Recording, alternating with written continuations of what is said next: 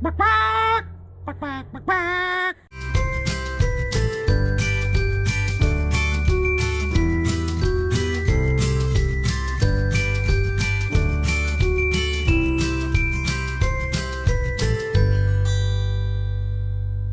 Hey guys, I was getting dinner ready last night and I found something that most people would kind of be grossed out about, but I'm gonna show you.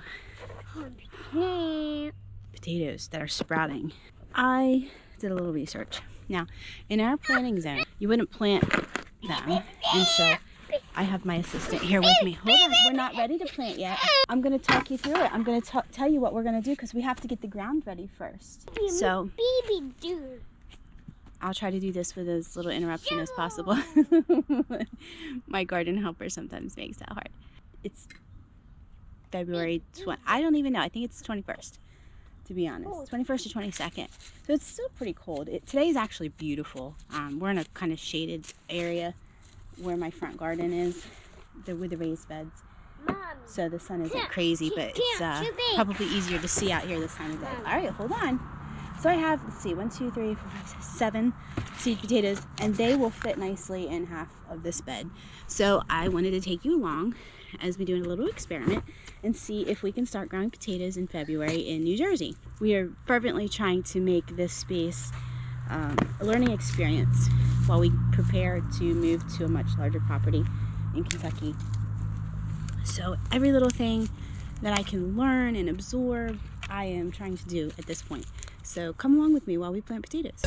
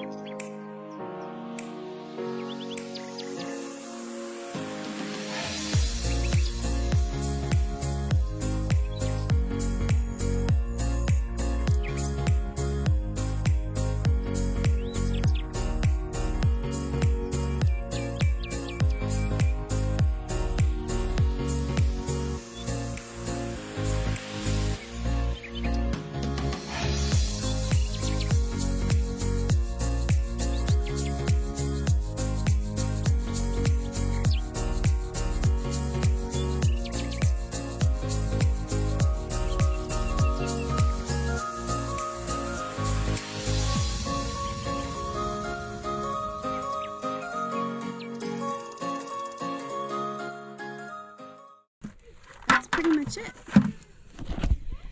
I will update this periodically because I don't know if it's gonna work. It's really early, but I've really been itching to be out here in the garden because it's beautiful and I have a lot of things in process here and I still have to clean up a lot from last year.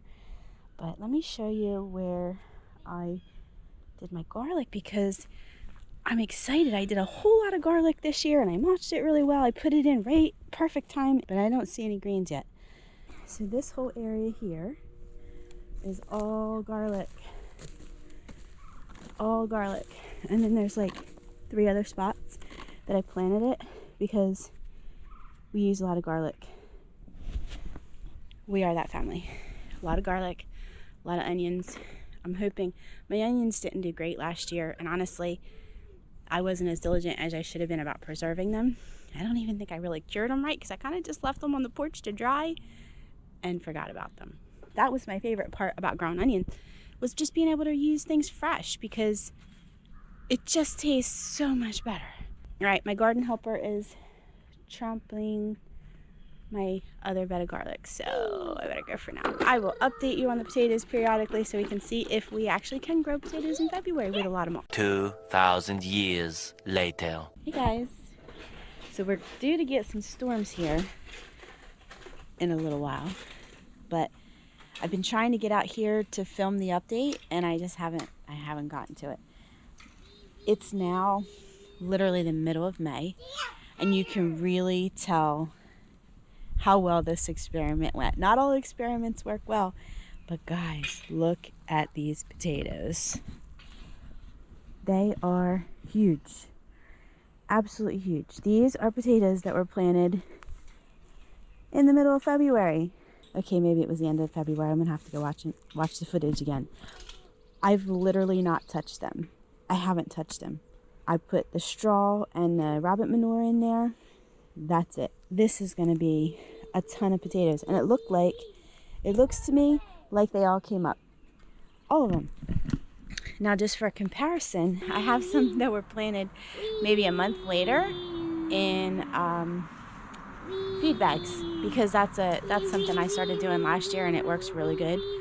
Don't mind my garden helper out here running around in his underwear, so I'm not going to show him to you. But here's the potatoes in feed bags, going crazy. They're probably about the same size, I would say.